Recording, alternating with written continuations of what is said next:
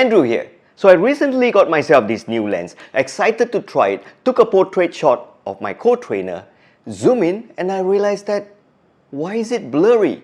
This is called motion blur. So I figured out the problem was this.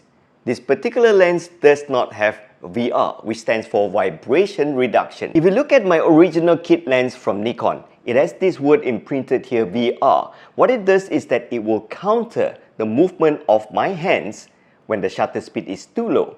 This will prevent shaky shots like this. But this particular artistic lens does not have that, which means that I cannot shoot with a lower shutter speed. So the moment I shot with a higher shutter speed, the problem goes away. So how do you do this? One of the best things you can shoot with a higher shutter speed is to have your ISO higher. When your ISO is higher, you can shoot with a higher shutter speed. And take a look at all these fantastic shots that I get when I use higher shutter speed.